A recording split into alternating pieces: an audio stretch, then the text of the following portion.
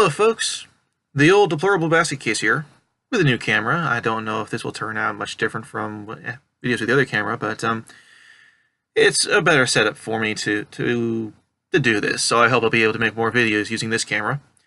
And I need to talk about the speech that President Bush gave at the Spirit of Liberty event in New York City. The speech that an awful lot of stupid people are saying is an attack on President Trump. It's not. It's really not. Okay. But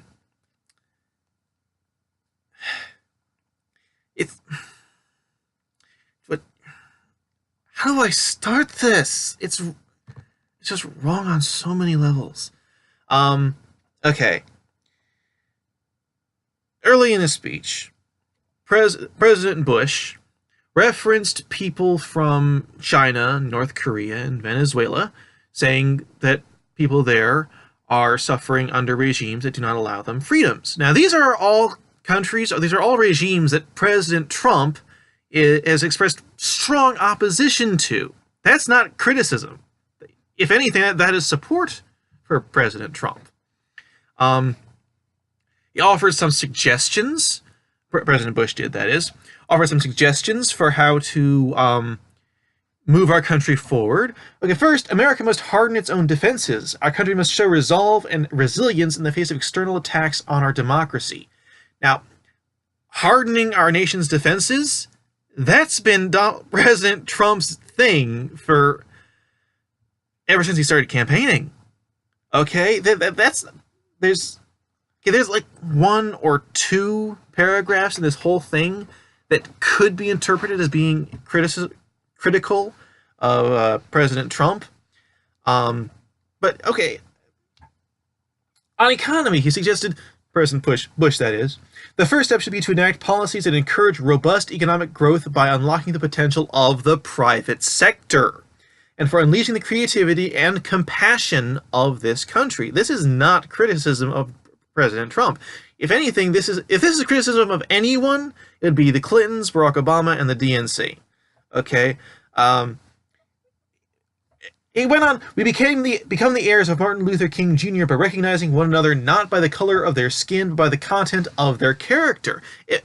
If that is not criticism, if that's criticism of anyone, then that's criticism of the far left, okay? See, no one by the content of their character and everyone by the color of their skin. Okay, Antifa. Whatever. All right.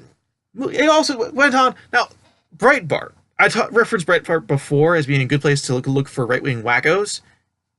The lunatics are running the asylum, seriously. Yeah, a particular paragraph that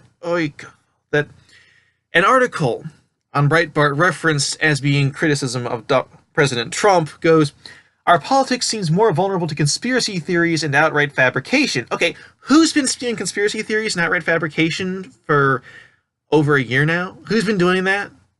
The opponents of Donald Trump? Really? Yes!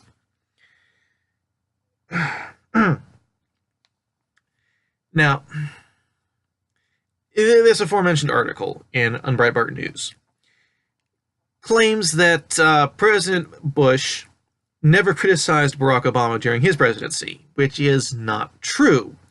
President Bush did keep silent during most of Barack Obama's presidency, which I thought was very classy, showed some dignity. But he did publicly criticize Barack Obama once. It was at, I forget what it was called, a conference of a national Jewish organization. And when President Bush criticized Barack Obama, he did not do it indirectly. He named names. He cited specific instances. He cited failed programs, failed wars. He was biting. He was critical. He did not hold back. He did not dress up his criticisms in metaphors or extended paragraphs or this. Okay? A very unifying theme in this speech. It's brilliant. Okay, for more than 70 years, the presidents of both parties believed that American security and prosperity were directly tied to the success of freedom in the world. We know deep down that repression is not the wave of the future. We know that the desire for freedom is not confined to or owned by any culture. It is the inborn hope of humanity. Disagreement escalates into dehumanization.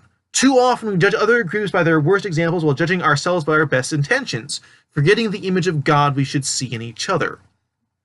In all these ways, we need to recall and recover our own identity. Americans have a great advantage.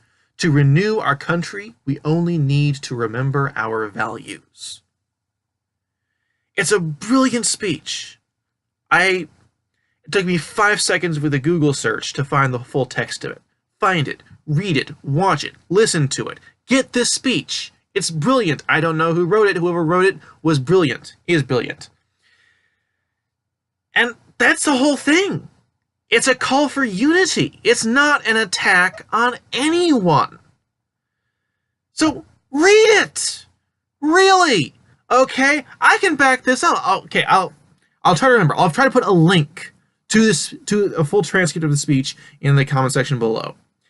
Read it. Look, I'm right. Read it. If you think I'm wrong, if you think it really is an attack on President Trump, then argue. Okay? Comment below. Say what you think. It's so stupid. Excuse me.